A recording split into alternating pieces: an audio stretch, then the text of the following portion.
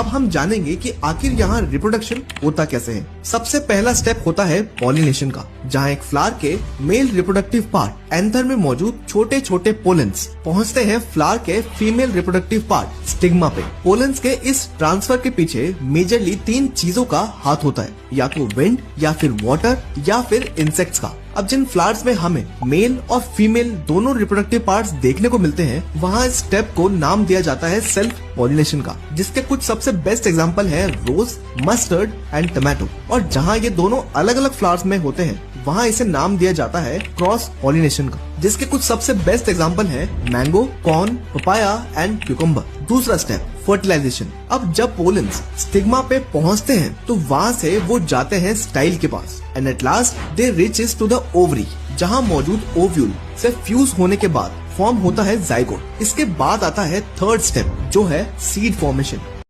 अब हम जानेंगे कि आखिर यहाँ रिप्रोडक्शन होता कैसे है। सबसे पहला स्टेप होता है पॉलिनेशन का, जहाँ एक फ्लावर के मेल रिप्रोडक्टिव पार्ट एंथर में मौजूद छोटे छोटे पोलेंस पहुँचते हैं फ्लावर के फीमेल रिप्रोडक्टिव पार्ट स्टिग्मा पे। पोलेंस के इस ट्रांसफर के पीछे मेजरली 3 चीजों का हाथ होता है, या तो विंड, या फिर वाटर, या फिर इंसेक्ट्स का। अब जिन फ्लावर्स में हमें मेल और फीमेल दोनों रिप्रोडक्टिव पार्ट्स देखने को मिलते हैं, वहाँ इस स्टेप को नाम दिया जाता है सेल्फ पॉलिनेशन का, जिसके कुछ सबसे बेस्ट एग्जांपल है रोज, मस्टर्ड एंड टमाटो। और जहाँ ये दोनों अलग अलग फ्लावर्स में होते हैं, वहाँ इसे नाम दिया जाता है क्रॉस पॉलिनेशन का, जिसके कुछ सबसे बेस्ट एग्जांपल है mango, corn, papaya and cucumber. दूसरा स्टेप फर्टिलाइजेशन। अब जब पोलेंस स्टिग्मा पे पहुँचते हैं तो वहाँ से वो जाते हैं स्टाइल के पास and at last they reaches to the ovary, जहाँ मौजूद ओव्यूल से फ्यूज होने के बाद फॉर्म होता है जाइगोट। इसके बाद आता है थर्ड स्टेप, जो है सीड फॉर्मेशन।